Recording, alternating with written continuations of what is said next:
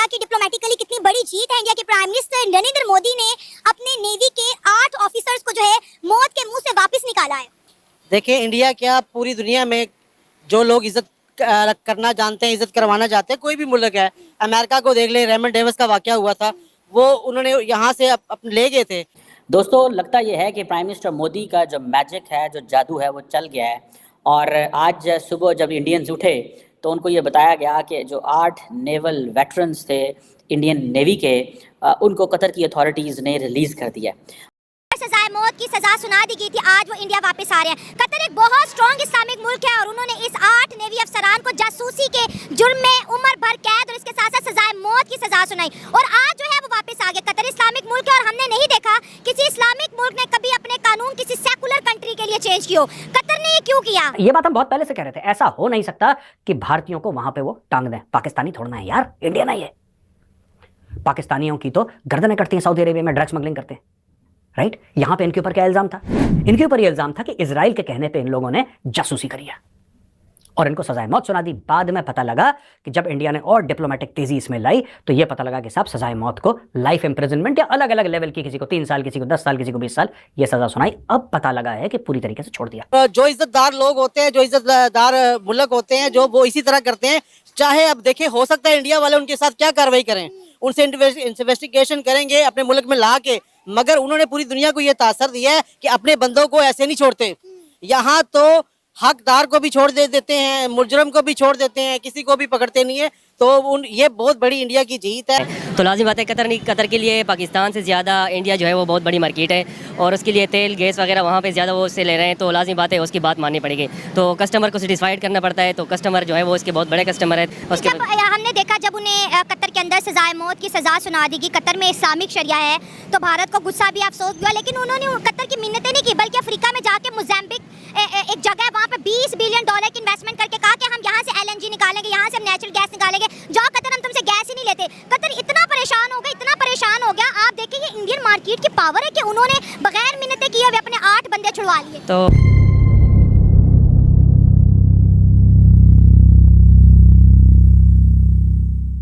उनको कतर की अथॉरिटीज़ ने रिलीज़ कर दिया।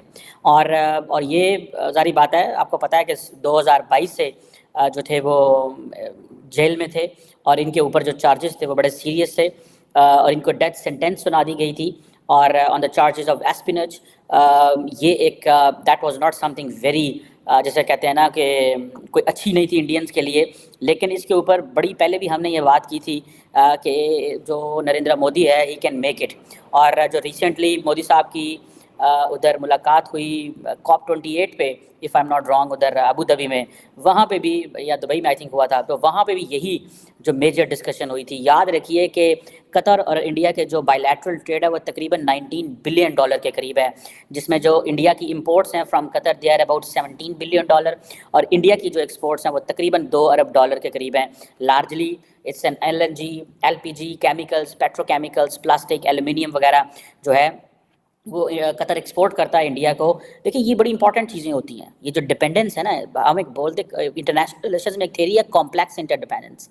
ये कॉम्प्लेक्स इंटरडिपेंडेंस है, ठीक है जी, कि आप इतने ज़्यादा डिपेंडेंट है एक बंदे के ऊपर, एक चीज़ के ऊपर। इसीलिए पाकिस्तान को भी अक्सर इनकरेज किया जाता है कि इंडिया के साथ कारोबार करें, लेकिन हम उस वक्त ना ये चीज़ें कर सके। बट लेट्स अंडरस्टैंड कि just before the elections prime minister Modi one a huge diplomatic success. ये बहुत बड़ी डिप्लोमेटिक कामयाबी है कि आप अपने 8 जो बंदे जिनके ऊपर जासूसी का इल्ज़ाम है और उनकी अदालत ने उनको सजाए मौत दी है, ठीक है जी। और मुझे ऐसे लग रहा है इसको अगर अनफोल्ड किया जाए, द कतरीज न्यू कि ये लोग जो हैं they were there for some reason, that was not good reason.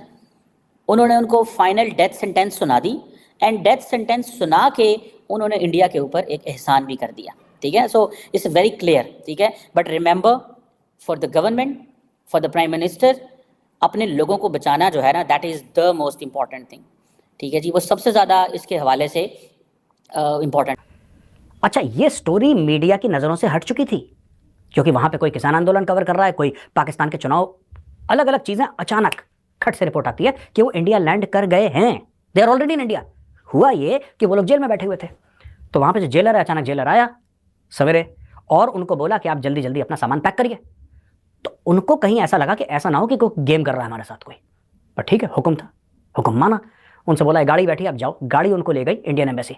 Indian embassy में उनको ये बताया गया कि आपको छोड़ा जा रहा है। वहीं से इंडियन एम्बेसी से इन्होंने कागज वागज अपने लिए, वहीं से ये लोग बैठे इंडिगो की फ्लाइट में और फ्लाइट पकड़ के पहुंच गए दिल्ली। दोस्तों ये कमाल हुआ कैसे, इसके पीछे की स्टोरी मैं आपको बताता हूं। दोस्तों ऐसा है कि इसमें जो कन्विंसिंग आर्ग्यूमेंट होती है ना, जब आर्ग्यूमेंट करते हैं, बहस करते हैं, तो आप एक ऐसा पत्ता फेंकते हैं, आप एक ऐसा तुर्प का पत्ता फेंकते हैं कि दूसरा वाला बेबस हो जाता है। और कतर को कर दिया बेबस। उसका कारण है, देखिए दोस्तों, ऐसा है कि दुनिया का जो जियोपॉलिटिकल मैप है ना, ये धीरे धीरे हिल रहा है। ऐसे आपको पता है कि रूस और यूक्रेन के बीच में लड़ाई अभी भी चल रही है और रुकने का नाम नहीं ले रही। लड़ाई चल रही है।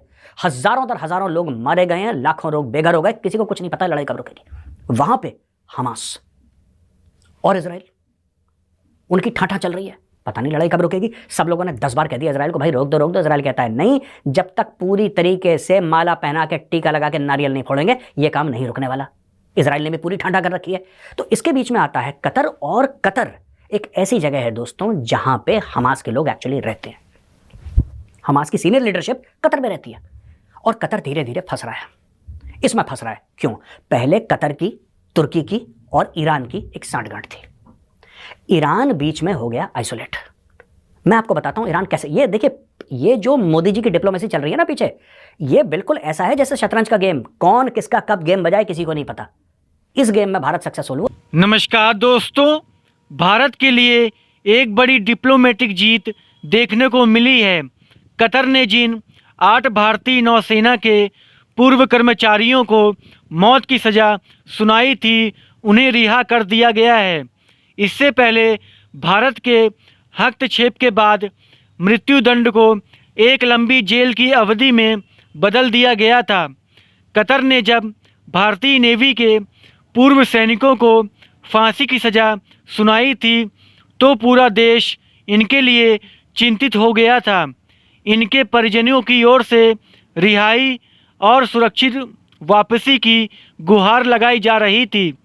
विदेश मंत्रालय की ओर से आश्वासन दिया गया कि वह सभी राजनयिक चैनलों का इस्तेमाल करेगा और इन्हें कानूनी सहायता की व्यवस्था देगा। विदेश मंत्रालय ने सोमवार को एक आधिकारिक बयान में कहा कि 8 पूर्व नौसेना अधिकारियों में से 7 पहले से ही भारत वापस आ चुके हैं। केंद्र सरकार की ओर से एक आधिकारिक बयान जारी किया गया। इनमें इन पूर्व अधिकारियों की रिहाई के फैसले का स्वागत किया गया। बयान में कहा गया कि भारत सरकार दोहा ग्लोबल कंपनी के लिए काम करने वाले 8 भारतीय नागरिकों की रिहाई का स्वागत करती है, जिन्हें कतर में हिरासत में लिया गया था।